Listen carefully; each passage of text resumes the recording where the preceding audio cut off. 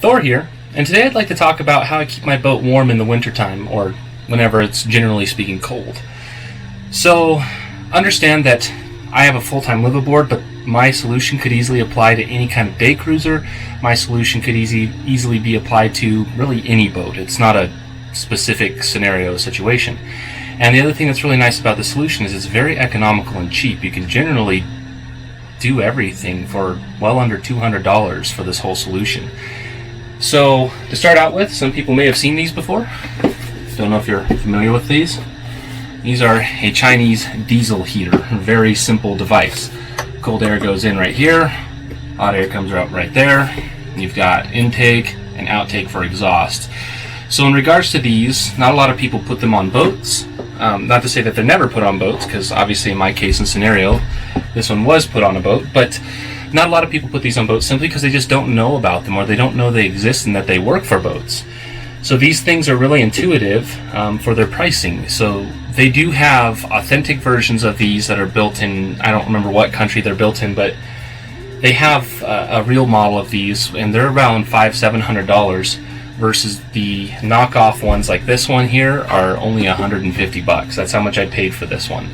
And this came with everything I needed. It came with a mounting base, it came with all the hoses I needed, it came with the control stations, I'll show you those in a minute, but it came with literally everything I could possibly need to do this installation for $150. Then you have the price for the tools involved, which isn't that much because you just need in my case I needed a 3-inch hole saw for my drill.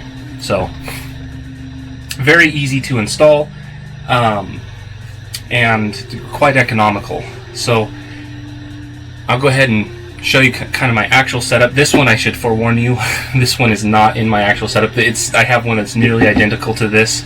I actually wrote this one like an idiot. If anybody out there has a burn chamber for a Tushengda, Tushengda, please hit me up because I need it. But anyway, so I'll go ahead and show you my actual setup. So to start out with, this is what it looks like on the inside of my boat. So here's the intake for the heater, and then right here is the heat exhaust. So this is just going to be for the heat for the actual cabin. So it recycles all the air. It doesn't draw in new air, it actually recycles the air inside the cabin and heats it. This is the control panel right here. So these are pretty cool. These will tell you all sorts of information about your boat, what the actual temperature is, so 35 degrees Celsius. Pardon me, got some glare there. 35 degrees Celsius. Now these are going to be written in metric. There is no way to translate them over to standard. But that's not a big deal. Your typical person is going to like their cabin around 30 degrees. That's pretty typical. 30 degrees Celsius. Anyway, 30 degrees Celsius. It'll even tell you some interesting stuff like voltage. Oops, I just passed it. So you can see my boat's batteries are sitting at 13 volts right now. So these are pretty handy systems. They're very easy to use. If you want to turn this system on, you simply just hit the power button and you wait. It's very easy.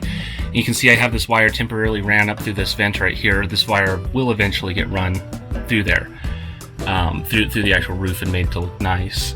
So let me go show you the upper part of this, where all the interesting stuff is. Apologize if the contrast is a little off. There we go. Okay, so this is the upper part of my heater, and as you can see, it's sitting right next to my air conditioner on my boat. And here's the actual heater itself. Move my flag back a little bit. So this is the exhaust pipe. This goes up and out. And I didn't actually invasively install this. I just kind of did a passive installation, so I can remove this if it's the off season. It's only one screw. And this is the muffler for the heater, so it muffles it.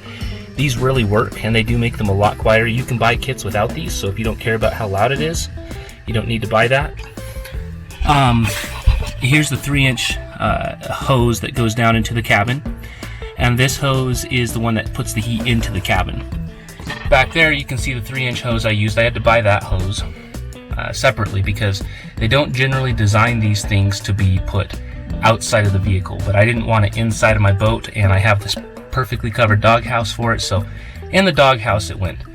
Down here you can see the fuel lines, and then you can see the on-off switch for the fuel. That's the fuel pump right there, fuel filter.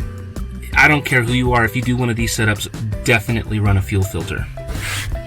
And then here's my tank, my actual fuel tank. And I think this one holds, well, it holds almost 4 gallons, 4 or 5-ish. It's not very much, but this will last me easily all week, even on the coldest days. So that's plenty of fuel for me for about a week. And then you can see I built a custom filler system, you know, the filler cap up top here. So it works pretty well. Nothing too crazy going on in here for the heater, but that's basically how it works. And then the other thing that's important is this exhaust hose will get very hot. And you can even see it's discolored the metal. It's actually glowed at points, which isn't a big deal, but you got to make sure that that's not touching anything that can burn. So what we did is we did a wood plank underneath the actual mounting base, and then we covered the wood plank in metal, so that way there's just no risk of fire or anything like that.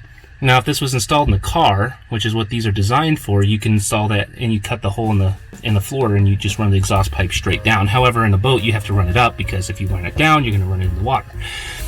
But the other thing too is you can actually mount these heaters on their side. So I could mount this heater on its side, and I could have avoided the whole burn plate in the first place, but I didn't really want to do that. I wanted to do it more this way, so that's why I went this route. So very simple setup. So I'll go inside and show you how it works. So now that I'm inside the boat, I have two options. I can use this, or I have a handheld remote. And basically all I do is I just hit the power button. It'll say on, and it does all the rest. So you can see that the blower's turned on. It makes almost no noise. That indicator says that there's no fuel. That's because that indicator is designed to actually plug into a fuel tank, but I used a different fuel tank, so that I didn't have the fuel sender on there, so that indicator means nothing. And then you'll see there's this one little green bar. Well, as this heats up, those will start getting hotter, and then you can adjust how fast or how slow you want it to go. They also have on-off timers, so if you want to set this up on a timer, you can. And in addition to that, they have temperature settings, so you can actually put this on a thermostat. This will do a thermostat option as well. So now you can see this heater is very hot. You can see all the bars are all the way up. We can turn it down or up. I'll turn it down. Now, something to note about these heaters is, in here it's actually spinning down. The thing to note about these heaters is that if you're going to run these heaters on low settings for extended period of times, they can fill up with carbon. So at the end of each run, if I'm running my heater on a very low setting like it is right now for, you know, let's say all night, at the end of each run, I will generally turn it on to full blast for about 30 to 45 minutes and just leave it on full blast. That way it can break up any carbon deposits that built up inside of it and keep the interior of the burn chamber on that heater clean. So that's kind of an important thing to know about these. If you're not going to run them at hard, I would say at least above medium capacity, that they will fill up with carbon. And there's a very easy fix for that. Like I said, just at the end of the run, go ahead and crank them all the way up and let them get nice and roasty and toasty. And then when you're done, you just hit the power off button and it shuts off. It's as simple as that.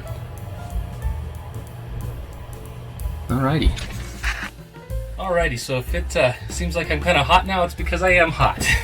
It's only 64 degrees outside, and it's currently over 82 degrees in my boat right now. So it's very hot, and I think I had that thing on for all of maybe 6 minutes while I described all of that stuff to you. So they're very effective in heating your boat.